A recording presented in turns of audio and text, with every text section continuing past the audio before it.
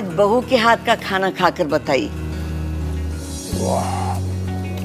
लाजवाब। मुंशी पन्ना मसाले से जो बना है। मुंशी पन्ना मसाले सबके दिलों पर राज कर रहे हैं। किचन किंग, गरम मसाला, कूटी मिर्च या दाल साग मसाला, मुंशी पन्ना का स्वाद दिल में रहे। जामा मस्जिद इंतजामिया कमेटी के अध्यक्ष मोहम्मद जाहिद और सचिव आजम खां मलिक के एक दूसरे पर वित्तीय अनियमितताओं के आरोप और एक दूसरे को चोर बताने का मामला तूल पकड़ता जा रहा है। दिनांक 20 जनवरी दिन मंगलवार को 94 वे जामा मस्जिद इंतजामिया कमेटी के सचिव आजम खान मलिक ने कमेटी के अन्य सदस्यों की उपस्थिति में प्रेस वार्ता कर अध्यक्ष मोहम्मद जाहिद के लगाए आरोपों का खंडन करते हुए आरोपों को निराधार बताया है। सचिव आजम खान मलिक ने मीडिया से रूबरू होते हुए कहा कि पहली बात तो मोहम्मद जाहिद कमेटी के अध्यक्ष नहीं है। जामा मस्जिद इंतजामिया कमेटी के सचिव के नाते हर साल कमेटी का ऑडिट कराया जा रहा है, जिनकी रसीद मीडिया के समक्ष पेश की गई है। अध्यक्ष मोहम्मद जाहिद पर आपराधिक मामलों में लिप्त होने का आरोप लगाया है और कहा कि जो खुद चोर प्रवृत्ति का व्यक्ति है उसे किसी दूसरे को चोर कहने का अधिकार नहीं है। जामा मस्जिद इंतजामिया कमेटी के अन्य पदाधिकारियों ने सचिव आजम खान मलिक का समर्थन करते हुए कहा कि 68(2) की कार्यवाही ये तय कर देगी कि कौन चोर है कौन ईमानदार है। जैसे कि कथित अध्यक्ष जाहिद कुरैशी साहब ने कहा है कि ये कमेटी मैं उनके असलम कुरैशी साहब को सौंपना चाहता हूँ, तो मैं इसमें ये बताना चाहता हूँ आप लोगों के माध्यम से कि पहली बात तो असलम कुरैशी साहब जो है वक्फ सुन्नी सेंट्रल वक्फ बोर्ड द्वारा ब्लैक लिस्टेड है।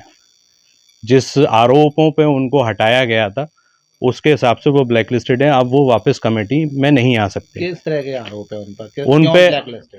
उन पे तो एक नोटिस जारी हुआ है जिसमें 50 लाख की रिकवरी है वक्फ बोर्ड की, वो अभी तक उन्होंने वहाँ जमा नहीं की गई है। और भी कई चीज़ें जो हैं, एप्लीकेशन है, कंप्लेंट्स हैं, उस पर उन पर कार्रवाई है जो सिद्ध हो चुकी हैं। तो वो इन सब बुनियादों पे ब्लैक लिस्टेड है। वो कभी भी वो वक्फ बोर्ड के द्वारा फिर से नहीं है चुन के नहीं आ सकते। देखिए, ये 55 लाख नहीं, ये पूरा जो है 80 से 88 लाख रुपए है जो मैंने अपने हाथों से इनको ला के दिया है। 80 से 88 लाख रुपए, 55 लाख तो ये ऐसे ही बोलते हैं। मोहम्मद जाहिद को ला के दिया, जो अध्यक्ष है जामा मस्जिद के। 88 लाख रुपए मैंने इनको अपने हाथों से ला के दिया है। 55 लाख नहीं है, वो 55 लाख बोल रहे हैं, 88 लाख रुपए है। तो इसमें भी गबन करके वो बिल्कुल उनके, अगर उनके पास पैसे हैं तो पैसे ला के रखे ना, पैसे कहाँ है? पैसे है ही नहीं। बार-बार आरोप क्यों लगा रहे हैं? ये फर्जी कागज से जो धन अर्जित कर रहे हैं, क्या है ये पूरा मसला? बिल्कुल, अभी उन्होंने एक लेटर जारी कराया था जो कि बिल्कुल फर्जी था। किस तरह का लेटर था? वो एक जो लेटर था वक्फ बोर्ड से इन्होंने एक लेटर जारी करवाया था, वो बिल्कुल फर्जी लेटर था, जिसके इन्होंने मुझे ऊपर दबाव बनाया कि लेटर बांटो और किराया उठाओ। नहीं, उस लेटर में क्या था? उस लेटर में पावर सीज का लेटर था वो, कि आजम मलिक खान सेक्रेटरी की पावर सीज कर दी गई है, जो सरासर बिल्कुल फर्जी लेटर था। जो कि मैंने उसको पढ़ने के बाद ही मैंने उससे कहा था कि ये लेटर फर्जी है, तो उसने मुझे धमकाया, डराया कि नहीं तू इस लेटर को वायरल कर और तू किराया उठा के मुझे अभी लाके। उसने उसी वक्त जो क्या नाम है, वो बिल बुक जो होती है, दो उसने छपवा के जो है मुझे दी, हाल के हाल, हैंड टू हैंड, कि ये सारा किराया उठा के दे, जिसमें कि मैंने जो है 10, 12, 15 दुकानों से किराया उठा के उसको दिया। लेकिन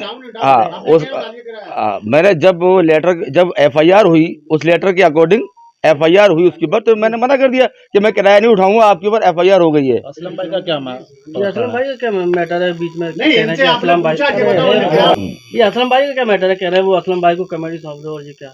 देखिए, ये तो उनकी एक आदत है, वो तो बरगलाते रहते हैं कि असलम भाई को हम कमेटी सौंप देंगे, जो कि रूल के अकॉर्डिंग ऐसा कुछ नहीं है कि कमेटी असलम भाई को सौंप दी जाए। असलम भाई किस तरह के आदमी है? असलम भाई तो बहुत अच्छे आदमी है और बढ़िया इंसान है, लेकिन वो इससे बिल्कुल भी ताल्लुक नहीं रखते इन चीज़ों से, वो इससे बात भी नहीं करते। मुझे मालूम है, असलम भाई इससे बिल्कुल बात नहीं करते, ये खुद उनसे बात करता है और वो उसको मुँह भी नहीं लगाते। सार्वजनिक तौर से हिसाब करने की बात कर रहे हैं जाहिद भाई, क्या लग रहा है कि करना चाहिए ये हिसाब?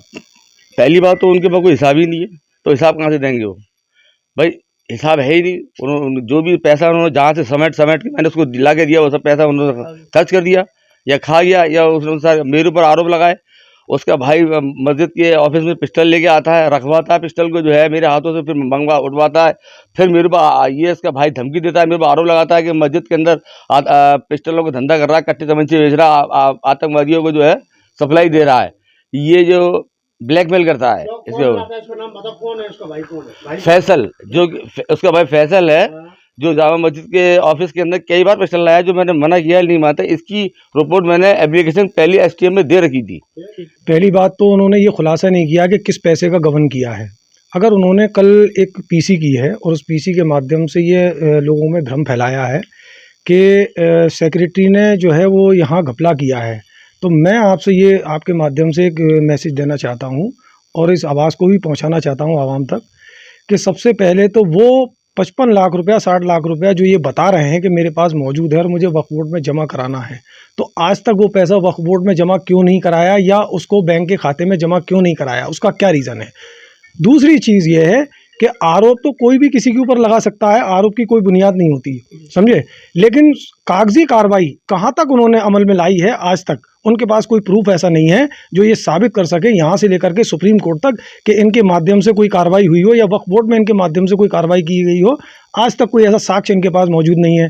दूसरी बात यह है कि इन्होंने हर बल धन बल से किसी भी तरह से कोशिश ये की कि मेरा वर्चस्व आगरा के अंदर रहे और मैं एक मुखिया बन के आगरा में मुसलमानों की पैरवी करूं, जो नाजायज़ साबित हुई, बहुत गलत साबित हुई। इन्होंने कई कमेटियां जो है फर्जी तौर पर बनाने का भी काम किया और सबसे बड़ी बात यह है कि ILA वक्फ नंबर जो हमारा है शाही जामा मस्जिद का, उसका इन्होंने एक दबाव बनाने के उद्देश्य से या घपला करने के उद्देश्य से जिस तरह से भी इन्होंने चाहा, क्योंकि इन्होंने पहले ही गबन इतना बड़ा किया हुआ था, उसको दबाने के लिए एक फर्जी पत्र अपने माध्यम से बनाया और उस कूट रचित दस्तावेज को तैयार करके इन्होंने सार्वजनिक किया और जब सार्वजनिक कर दिया तो उस पर जो है इनकी मैनेजमेंट कमेटी के सेक्रेटरी आजम खान मलिक की तरफ से एक प्रार्थना पत्र अधिकारियों को दिया गया और वक्फ बोर्ड में अवगत कराया गया, सारी जांच उसके अंदर हुई और उस पर जो है FIR हुई।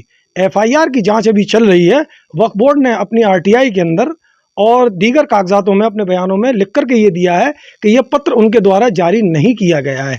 और आप बता दीजिए कि सच्चाई क्या है, यहाँ आपको सच मिलेगा और एक एक चीज़ का डॉक्यूमेंट्स हमारे पास मौजूद है। किस चीज़ का वो पत्र था जो नकली फेक था, वो क्या था? देखिए वो पत्र जो है एक अधिकार सीज करने का था और उस अधिकार सीज करने का किसी एक प्रत्येक व्यक्ति को नहीं होता है। वो पत्र उन्होंने फर्जी बनाया था, वक्फ बोर्ड ने उसको स्पष्ट कर दिया है। अग्रिम कार्रवाई पुलिस उसमें करेगी और वक्फ बोर्ड को भी अग्रिम कार्रवाई करनी है, लेकिन वक्फ बोर्ड ने जो है सारे विवादों को देखते हुए 67(2) का नोटिस जारी किया है और इस मैनेजमेंट कमेटी जो बहुमत वाली है आजम खान मलिक की, उनको अपना स्पष्टीकरण देना है और इनको देना है जो तथाकथित जो है वो जाहिद जो है अध्यक्ष उसके, उनको भी अपना स्पष्टीकरण देना है। लेकिन 2025 तक का जो बहुमत वाली मैनेजमेंट कमेटी है आजम खान मलिक द्वारा, उसका वहाँ ऑडिट करा दिया गया है। ज़रूरी नहीं है कि आवाम के बीच में किसी बात को कहा जाए, क्योंकि वो एक विवादित आदमी है, भीड़ को इकट्ठा करके बवाल कराने का हमेशा प्रयास करते रहे हैं, इसलिए ये लोग झगड़ा नहीं चाहते। खामोशी से वो अपना काम वक्फ बोर्ड को देते हैं और वक्फ बोर्ड में करते रहेंगे। जो अग्रिम फैसला होगा वो वक्फ बोर्ड का मान्य होगा, उसको हम लोग मानेंगे।